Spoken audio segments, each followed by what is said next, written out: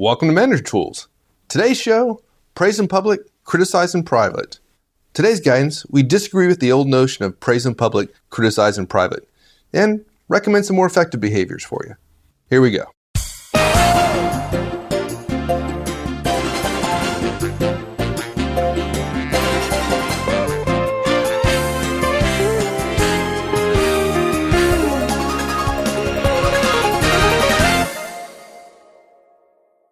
Now, Mark, most of our listeners, I'm sure, have heard of the phrase praise in public, criticize in private, right? And Yep. It doesn't take a genius to figure out. If you look at the title of this show, it's pretty obvious we disagree with those ideas. You're not going to argue that people mean well by that, right? I mean, they're trying to do the right thing by saying that. Yeah. Oh, yeah. I definitely think that's true. Yeah. And would you agree that there's some principles that kind of make sense, i.e., like we want to make people feel good, and sometimes we feel that like but here's the problem with it. Okay, it's based on some flaws. We'll explain the flaws. Too many of us, lacking any other guidance because nobody ever gives any specific guidance, think of praise in public, criticize in private as the holy grail of performance communications, and then they make bad choices based on the flaws associated with this flawed guidance. Okay, so although the intent is good, right? People are well-meaning. There's some flaws, and it gets people in trouble. So, okay, so let's find out what's right about that and what's wrong. This is a good example. In the land of the blind, the one-eyed man is king. But if the one-eyed man has really bad vision, it's still really bad. And this is the only guidance people have. This is literally the one-eyed man. It's just really, really, really bad vision. So, okay. Yeah. 3 key points to today's cast. First, number 1, praise in public is wrong. I love this part. Number 2, criticize in private is wrong. And 3, shotgun criticism really doesn't work. Okay. So it's not just a poor eyesight key. Yeah, it's wrong. It's just wrong. Okay. Yeah. So let's talk about praise in public is wrong. I think that will surprise a lot of folks. Why is that wrong? Okay, but look, we actually think that the origins of this whole guidance, praise in public, criticize in private, which, by the way, I call PIP-SIP, okay, comes from an interest in teaching the opposite, okay? I'm guessing that, we pretty much have talked about this, right? We think it happened something along the lines of somebody being said, I know I need to praise sometimes. I know I need to criticize sometimes. And so therefore, where do I do them, public or private? You and I have talked before that people come to us all the time with a particular problem they want to solve. And that was the problem that some manager have. I want to praise, I want to criticize, but when do I do it, public and private? What's the rationale we use? Right. So the assumption is I got to praise and I have to criticize. Oh yeah. Don't even go there with the fundamental flaw in the whole assumption. We're not even going to go there yet. Okay. Right. So look, what happened was somebody put those 3 questions together. I know I have to praise. I know I need to criticize. Where do I do them, public or private? They put those questions together and they started asking for advice. And we think that what probably happened is that some more experienced managers knew that what they wanted to impart was the opposite of what they know didn't work, okay? And what I mean by that is that they knew public criticism didn't work and or at least wasn't liked, right? Right. We'll leave aside the fact that criticism almost never works anywhere, anytime, but that's a whole nother story, right? Okay, so they figured keep criticism private. Right? And then they added, well, and this is where it gets dicey, if criticism is the opposite of praise and public is the opposite of private, that must mean one ought to give praise in public. Makes sense to me. Yeah. Well, yeah. Well, okay. No, it doesn't make sense to you. But you understand the rationale that they use to arrive at this completely flawed process, right? But it doesn't work. This mindset doesn't work in all but the rarest of cases. Okay? Now look, before we take the idea apart and before we make some other suggestions for actions for effective managers, for manager tools managers, let's have a caveat here. We're not talking about shotgun praise. We're trying to praise several people at once. Okay? When we say public praise, we don't mean shotgun praise to a group of people, which by definition is in public. We're talking about praising one person in public. Okay? You can do shotgun praise. It does work, although there are some limitations, and you need to know what those things might be, right? But again, we don't think that shotgun praise was what the authors of PIPSIP, Praise in Public, Criticize in Private, had in mind when they said praise in public. Why is PIPSIP wrong? Okay, we can analyze the rationale and why the rationale was wrong and why that leads to wrong results. But let's even make it more simple. Not everybody wants to be praised in public.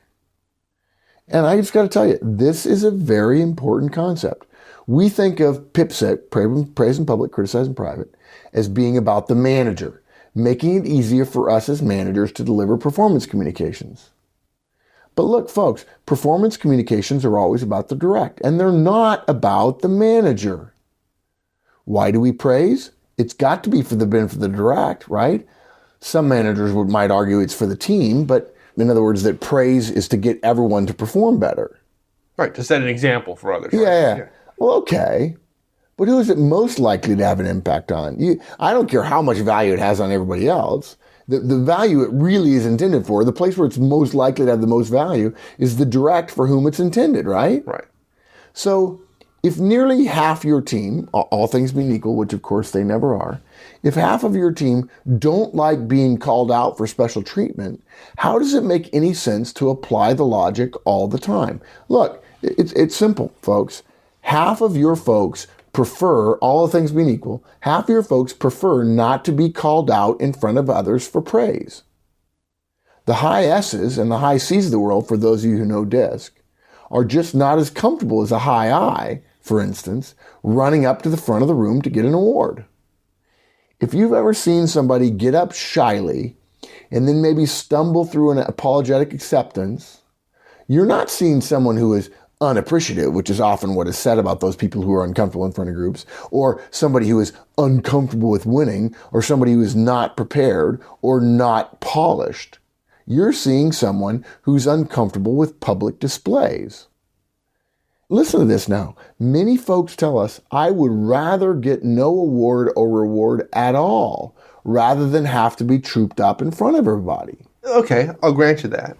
But look, if I got a team of 10 people, for example, and one of the folks, Mary, for example, Mary does a great job, right? Even though she's a little uncomfortable with getting praise in public, the fact is, I have 9 people who have a lesson. They can get some benefit out of it, even if Mary's just a little uncomfortable about it. Yeah. Isn't that a useful way to look at it? Yeah, I thought I had addressed that, but let me take another second. I'm slow. No, it's not that.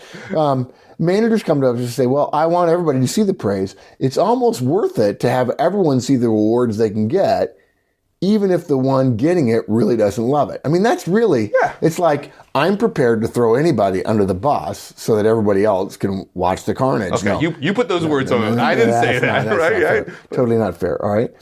We think that most managers who say this are high I's or high D's, which, by the way, is not unusual for managers. And they're quite comfortable with praise, and quite frankly, they're quite comfortable with public praise. They like it in public. There are a higher percentage of D's as managers than there are in the general professional community, generally speaking. So this happens more than we like. But look, we can prove this still doesn't work, even though the manager believes it does. We can prove it doesn't work in so many ways. The first is, half the audience doesn't want the reward you're showing off. Right? You're saying, I'm going to praise this person in public. I know they don't like it, but I want everybody else to see it because that reward is a good thing. But you don't get it. Half of the people in the audience don't want it. Just because you want public praise, or you're okay with it because you're in front of a group, and you think it's okay to maybe pinch the awardee for the benefit of the rest of the team or the audience, the fact is, half of a typical audience, again, there are exceptions, doesn't want to be praised publicly. Right. So if I got 10 people, right, and this person is a high S, Mary's a high S, she doesn't prefer it. Well, there's more than likely, there's 4 others at least in my organization there that are not going to want it. So I'm saying, hey, do this great thing, and I'm going to call you up in front of people and praise you, and they're going like, none of that. I better stop doing that. Right, exactly. And what's funny is in today's world, we've got people doing so many different jobs. A lot of times the praise that you give one person can't translate to somebody else. So all you can be wanting to have other people see is the actual praise ceremony, which literally, again, half of them don't want. They're cringing, right? Further, as I mentioned, who can be sure that applying the blanket rule what are the chances that everybody else on the team can actually do what your awardee has done? The multifunction teams we have nowadays are such that unless you supervise a bunch of people who do all the same thing, praising Yolanda for improving the cost reporting doesn't help inspire Ruben, who does logistical planning, particularly if Ruben is an S or a C. He can't do what Yolanda does, and he doesn't want to be in front of a group, even if he did something worthy of praise. Okay? Let's go further. Do we really just want to inspire people? Look, if we're willing to throw Yolanda under the bus to inspire Ruben, however ineffectively we do that, why not just be more inspirational in general? Remember, this is just praise. We're just trying to make them feel good. It's not actually feedback, right? Right. We'd like to suggest here that part of our efforts at praise are focusing on the behavior and not on the person. If we need to inspire a person separate from their performance, tell them how much you appreciate them in general and leave off the performance comment, and things get easier, actually. Okay. So we shouldn't praise in public. What should we do then? Yeah, so the simple thing is you praise privately whenever you can. Okay? To avoid the problems associated with public praise, just do so, just give praise in private, generally speaking. Now look, if you know your people well enough, choose based on what will motivate them. Don't focus on the audience. They didn't do anything yet. Ask yourself what will motivate this person to do more of what you want them to do in the future. Okay? Particularly in the case of Yolanda and Ruben. Ruben can't do what Yolanda wanted. Okay? What Yolanda did, right? So private is easier because there's less moving parts. You don't have to generate a moment where you can actually praise them in public. If you remember from our guidance in Yes, Please, Praise, Thank You, you can get more subtleties regarding how to deliver praise, how to structure it, and so on, why we structure it the way we do, and so on. So our guidance is stay private in terms of when you give praise, give it privately for the use of the one recipient almost exclusively. Okay, so let me give you a minor variation. I'm not trying to be argumentative here. Okay. But, okay, so Yolanda doesn't like it in public. I'm not going to throw Yolanda under the bus. Right. Trying to make, so you won't, to give some kind of message to Ruben. Right. So you know that it won't help Ruben. If Ruben does something different than her, you're not going to be helping Ruben. Right. And you don't know whether Ruben wants praise in public or not. So you're betting. But further, we know that Yolanda doesn't want it. So I'm not sure. There's a chance that we might be getting some benefit out of this public praise. Okay. But actually, it's a pretty slim read. Okay. We're betting. Okay, I got it. Okay, that makes a lot of sense to me. But okay, we'll look at it a different way. What if I got Bob? And Bob, I've done DISC. I know Bob is a high I. I know Bob likes to be in public. He likes to be brought up in front of the audience. He likes to have a big deal made about him. Even though I'm not sure anybody else can get value of it, right. I know Bob will. So what do you think about, in the situation where I know Bob's a high I, he wants to be brought up and praised in public. What do you think about that? Yeah, look, as we mentioned above, if you know your team well enough and you want to publicly praise your high I, your Bob, that's fine. Recognize it won't motivate the audience at all unless they too are a high I or to some degree a high D, but Bob will love it. And this gets back to the point of, do we want to throw Bob under the bus to motivate everybody else? In fact, whenever you ask that question, I'm going to go back to what we said earlier. If you want to throw Bob under the bus to motivate half of whoever's in the audience, okay, fine. I would argue that that's stupid, but fine. That's your motivation. Just cut your chance of winning in half. But yeah, if Bob is an I and Bob did something good and you want to lock into Bob's mind that you're going to praise him for that, get him out in front of the room and throw him a ticker tape parade, and yeah, that works. On the other hand, you can have S's and C's in the room. No, you're not reaching them. The D's and I's in the room, you might be reaching them. But regardless, you're not doing it for them anyway. You're doing it for Bob. In fact, if you think about, I only want to focus on the value to the person who did the activity. Right. If I focus on that, then the only time we praise in public, in front of other people, is when we have a high I or less likely a high So there's D. two part of it. I guess your point is, the whole point of choosing whether to give praise in public or private, right? In terms of motivating others other than the recipient of that praise. It's a crapshoot. Yeah. Right? Yeah, in an interesting way, it's almost more than a crapshoot. It essentially violates a fundamental principle. I'm not even sure there's well-documented data to suggest that praising A will change B's behavior. I really don't. And I definitely think in the Yolanda and Ruben case, where Yolanda does something completely different than Ruben, I really question whether or not you can motivate Ruben by praising Yolanda when Ruben can't do what Yolanda does. But let me go further. And this is not an indictment of managers, folks. You know we love you guys and we're trying to help you be better. But let me put it this way. As hard as we work to talk about feedback, positive and negative, the idea that now when it comes to praise versus feedback, we're going to have to decide who's the intended value generating, the value benefiting audience, whether it's the audience or the awardee, and what audience do I have in front of me? I mean, imagine the level of seriously, I mean, I hate to say it, but imagine how much harder it gets. And we joke sometimes that something gets so easy, it's a self-licking ice cream cone. This is the opposite of a self-licking ice cream cone. If we're not already engaged in praising behavior, I would argue that in many of our cases, 80% of the managers we know cases, it's because it's too hard, it's too complex, or we forget about it or whatever. And now we're suggesting, before you praise, consider the audience and whether they're I's or D's or S's and C's, and whether Yolanda is a D, I, or C, whether or not you're going to do this side or the other thing. Okay. Good Lord. Okay. So if anybody in the audience is like wanting somebody else to step up and say it's too hard, okay, I admit it. Yeah. I'm not that smart. Yeah, this is too hard for me. And what are we about? We're about making things easy for people, right? Yeah. At least we're about making quality decisions as easy as we possibly can. I don't believe it's a quality decision to say, even if Yolanda is a high I, I'm willing to praise her and hopefully get some other benefit associated with that. Because again, in today's kind of team, you just don't know. So to me, praise in public means I have to have an audience, or I want to seek out an audience, or all praise being equal, but praise in public is better. I think it just misleads managers. It causes us to make poor choices, or maybe not make a poor choice, but have to decide what to do rather than follow the simple rule, which is, in general, praise in private, because you're trying to affect that one person's behavior.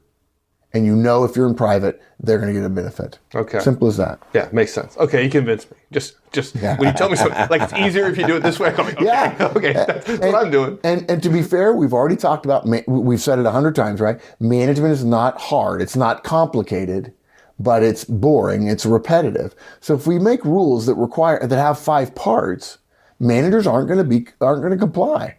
We want to make the simplest possible rules for feedback and for praise because we want a fairly low bar, right? Praise and feedback. We've talked before about feedback is that you don't wait. It's not a big deal. It's like breathing as opposed to holding your breath. So we want simple rules. Yeah, be honest. I got other things to do, like run a company. Yeah. I really don't need any more complication in my life. Okay. So, and he needs all the help he can get, folks. No, thank you.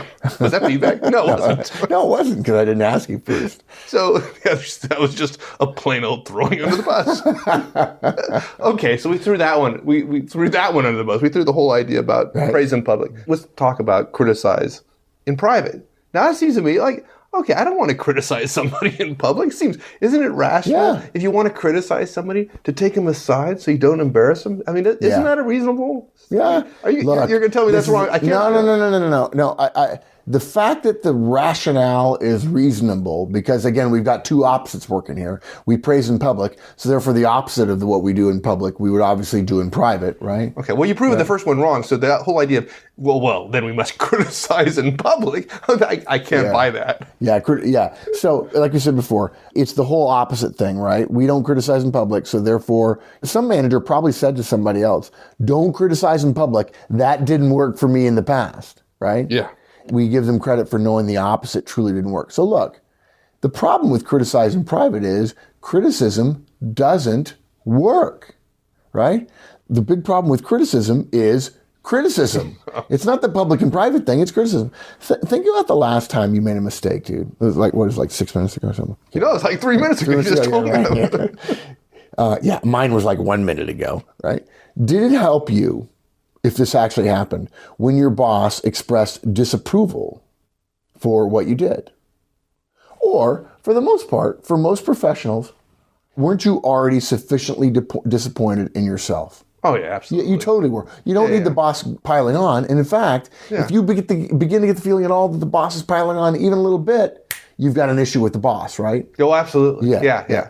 I'm professional enough. When I mess up, and I mess up often, when I do, I know it. Right. I do. Yeah. We totally get that the majority of professional managers know they made a mistake and they don't need it. They don't need any more help identifying it. But look, taking it even further, even if you didn't know that you had messed up, would your boss expressing disapproval about something that had already happened really be what you want? Is that what you'd want your boss to do? And this gets into the whole point of our feedback. The heart of the problem with criticism, and the thing that makes feedback so great and criticism so terrible, is that criticism is about the past. Criticism says, you messed up and I saw it. It says, you messed up and I don't like it. Now, I suppose that's true for bosses, but the question is it effective for bosses to express their displeasure, to essentially, in a manner of speaking, punish us for our past failure? And what you and I have learned from years and years and years of practice is no, it isn't effective to punish or to criticize for a past mistake. Directs in general, managers included, don't want or need to be reminded of what they did wrong. Okay? Effectiveness, when it comes to performance communications around future better behavior, comes from focusing on the future in those instances. That's why, what did we just say, right? We were at a conference and we said the purpose of feedback is to encourage effective behavior. And by definition, the word encourage means something about the future. Yeah, criticism and encourage don't seem to go too well together, right? Yeah, I'm encouraging you not to do anything that will cause me to criticize you later, right? But look, the whole point of criticism is to point out the mistake. Right. If I already know that I made the mistake, or even if you're just pointing out the mistake and I feel you're criticizing me, I know inherently there's nothing I can do about what I already did. You piling on and you talking to me about it, to most directs, even fairly self-secure ones, feels like piling on, okay? Feedback, effective performance communications focus on the future because future performance is all we have the ability to influence in the present, okay? You focus on the future. In other words, what you do is you say, can you do better next time? The whole point of having a discussion is, can we get better next time? Right. I'm thinking about next time. I'm not thinking about last time. I'm thinking next time. What am I going to do differently next time? Right. Exactly. It's the focus on next time, since the past is dead and gone, but the future is unwritten. It's the focus on next time that makes our feedback model so much more effective than criticism, or for that matter, any other model. You don't have to use ours, which focuses on the future behavior. But if you say, you messed up, I'm tired of it, what are you going to do next time? People are going to feel criticized, right? If they feel attacked. On the other hand, if you take the right tone and you say, hey, can I give you some feedback? When you do X, here's what happens. Can you change that for me? People are totally motivated to change their behavior. Okay. Now I know you. I know you think about this quite a bit, right? So the whole idea of criticize in private, you just described the problem with criticism. The criticism part. Right. How about the private part? Yeah, look, if you're going to criticize, I say all criticism is crap, right? I just say it's wrong. But if you're going to criticize, if you're going to stumble around, and look, we know managers who are making mistakes right now. We do it all the time ourselves as managers, right? We know we can do better. We're human. We're destined for failure. We know that you're thinking about criticizing and you don't know the feedback model yet. You haven't listened to that cast. Fine. If you are going to criticize, tone it down and do it in private. Certainly. But don't think for a moment that criticism is going to help. It doesn't. But if you're going to stumble, geez whiz, let's put it behind a curtain, right? Let's do it in private and recognize you're not helping, but let's not help in front of 10 other people. Right. I guess that's what I would say. So you're saying I need total privacy to do this? No, I'm sorry. Let me put it differently. You don't have to get to total privacy, but this goes back to our discussion about public and private and the opposite of the two, right? It is confusing to people because we imply praise and criticism are total opposites, which they're really not, and public and private are total opposites, which they're not. Just because that we think that criticism and praise are opposites doesn't mean the delivery of them has to be in opposite physical spaces. And really, the only way public and private are completely opposite are as if we're referring to total privacy and total complete public situations. So no, getting to total privacy isn't necessary as long as you have in mind what I'm delivering is for the private use of my direct. Can you give praise or criticism that is not in a private, totally private space, but for the private use of your audience, for the private use of an individual, absolutely you can. You could also further go to total privacy for criticism or for adjusting performance communications, but we don't have to. And here's what we found. The very search for total privacy kills many opportunities that managers have for performance communications because they're so busy looking for a private space, a manager's office, a director's office, or whatever. And we don't have it that 15 often. minutes. Right. We don't have it. Today's office spaces are different. And all of a sudden, boom, we're in a cube farm, we're in a Carol, we're in a Scrum, we're in an Agile environment. And suddenly, we're not giving feedback. We're not giving criticism. We're not giving any sorts of negative or improvement design performance communications because we think we have to get total privacy. And in fact, we don't. So give me an example of something that's not totally private, yet meets the criteria of design for the private use of the individual to whom you're discussing performance. Look, you could be walking from your cube to somebody else's cube and have a brief conversation with them when you're walking.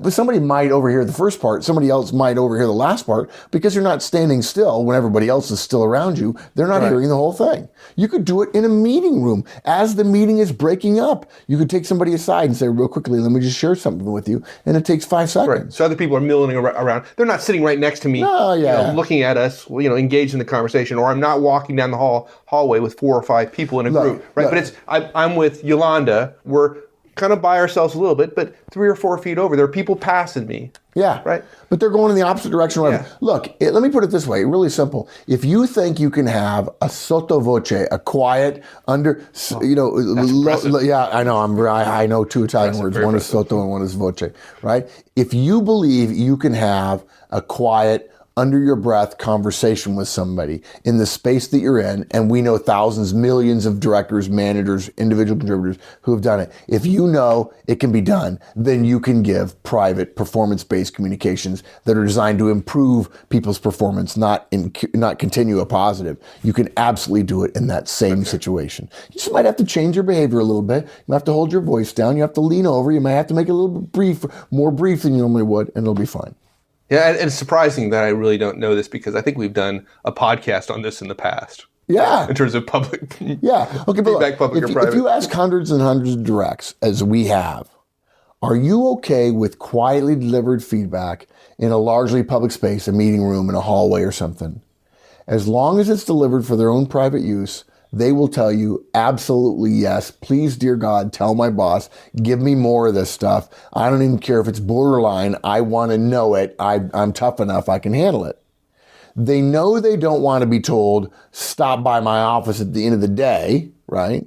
Because, by gosh, we need to have total privacy for this criticism I'm going to give. And they don't want to be here, can you come to my office right now? For the same reason, because the boss thinks we have to be in private. I'm going to close the door. The longer they have to wait, or the privater they have to get, the more likely they're going to feel the problem isn't trivial. Or, put the opposite way, the more likely they're going to feel they're in trouble. What's interesting about it is, even if the boss takes them into his cube, or takes them into his office or her office, and closes the door, sort of quietly closes the door rather than just letting it close, and says, hey, I want to talk to you about something. Even if the boss insists, slits his wrist and insists that it's not important, it's too late. The direct already believes that it is. Yeah, it's like, I'm host. I'm done. I'm just done, right? So the longer they have to wait, like I said, the more likely they feel like they're in trouble. The more private it gets, the more likely they're in trouble.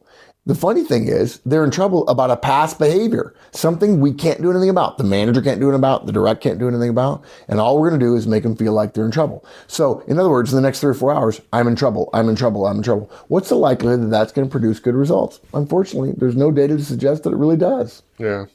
So look, you can give professional performance communications, which, by the way, eliminates criticism because it's about the past, in a meeting room, if you keep your voice down. You can do it while you're walking, if you keep your voice down in some cases. And again, we've got the podcast, Feedback, Public or Private, which talks about our way of delivering performance communications. Yeah, I think I'm going to go listen to that. Sounds like a pretty interesting one. Well, I'm pretty impressed. There are a lot of people who listen. I never have, but... Okay, so, God, I almost hate to ask you this, but it's I know you don't do soapboxes anymore, so I know it's got I'm pretty good about that. You're done very well. I'll give you some feedback on that later. Yeah, okay. Shotgun criticism. Yeah, it doesn't work. Yeah, it doesn't work. It really doesn't work, right? Yeah. It's awful. Yeah. So look, we said earlier when we described praise in public, we weren't talking about praise given to lots of people at the same time, shotgun praise. You can actually do shotgun praise. It does actually work in terms of making a group of people feel better, right? Unfortunately, as we've learned, if you've listened to all of our cast, making people feel better doesn't really matter terribly much. It doesn't really improve performance, right? But it won't kill you. Right, it does have some benefits, but that's another cast. We'll talk about that some other time. We have enough things that we want managers to stop doing. We're not going to put that so high on our list that we're going to tell them stop praising people in public, or shotgun praising, right?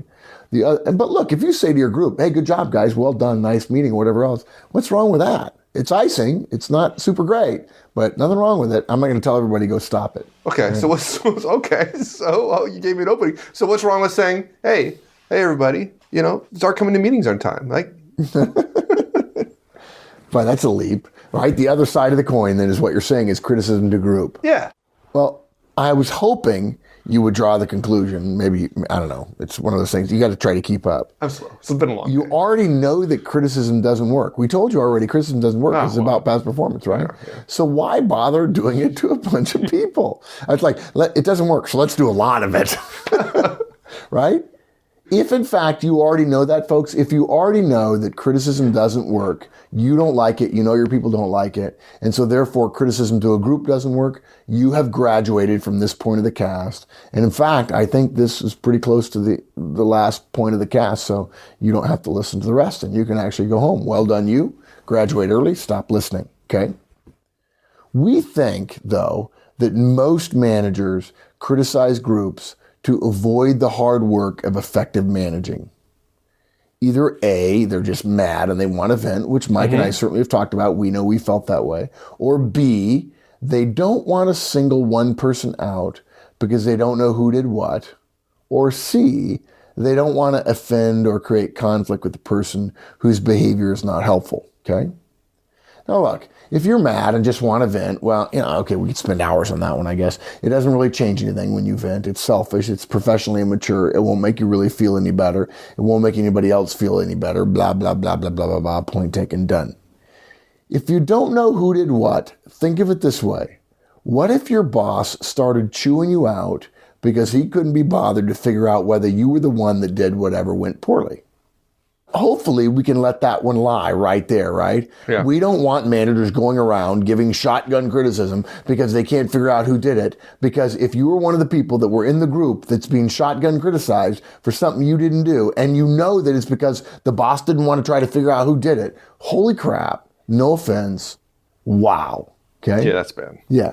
So look, the most likely public criticism occur pretty mundanely. Some boss doesn't want to single out one person because they don't want to have a testy conversation, or because they know this one person is going to be a problem, or they want to hurt their feelings, right? Or this person's a top performer and they don't want to create some conflict. Can't let him go. Can't afford to lose him. Too important to me.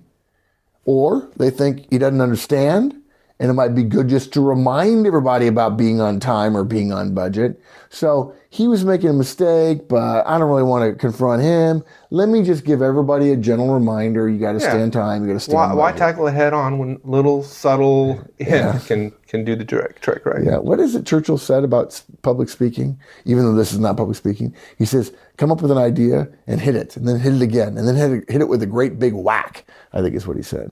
Look, it is totally wrong to think, I don't want to create conflict with one person, so I'm going to give everybody a brief refresher course, okay? Several things happen that are bad when you criticize a group for an individual mistake.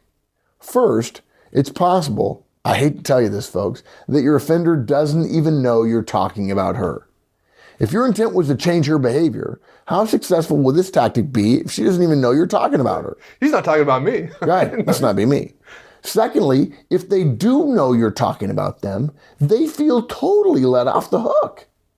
They know they did it wrong, but you're actually not really saying that. You're telling others without really telling them.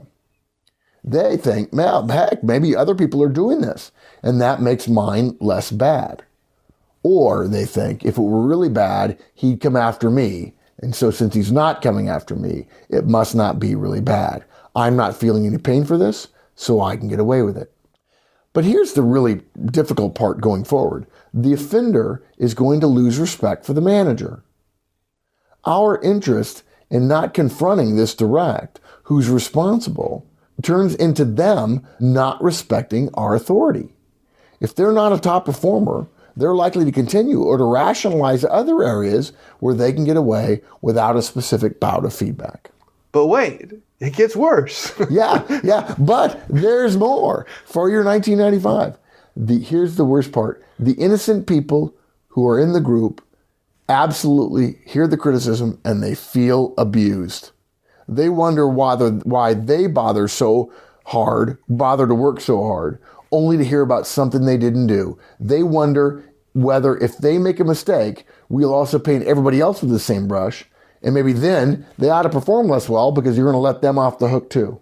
Nothing good, in our opinion, comes of shotgun criticism other than a manager avoiding professional responsibility to hold people accountable. It's a little bit easier for you, it's a lot less effective, and so therefore it doesn't work, and our guidance is don't go there. Wow. Seems like you just completely destroyed the idea of praise in public, criticize in private. No, look, again, we understand the rationale. It's just a bad rationale, and we don't want people making bad choices. So to wrap up, praise in public is wrong, criticize in private is wrong. Everything you've ever heard about anywhere else but manager, no. Shotgun criticism is wrong too. Look, sometimes old sayings mean well, and they help us generally, right? We don't want new managers berating their team members in front of other people, and so therefore criticize in private is the way to keep them from criticizing in public. And there are times when a public celebration is a good thing. But other than those rare moments, most of this old saw, pip-sip, praise in public, criticize in private, most of it doesn't help. Performance communications ought to be frequent and for the private use of the recipient. If you need an updated pip-sip, let's call it pip-nip-crit, which is praise in public and nip criticism. And it's also just easier to admit that feedback works better than praise or criticism anyway. Just memorize the model, go over the horseman curve, and then you could ignore pip-sip completely. Awesome. Thank you. My pleasure, partner. Alrighty. Thanks, everyone. That's it. Hey, before I go, just wanted to remind you, we're having the Effective Manager Conference in Boston on July 27th.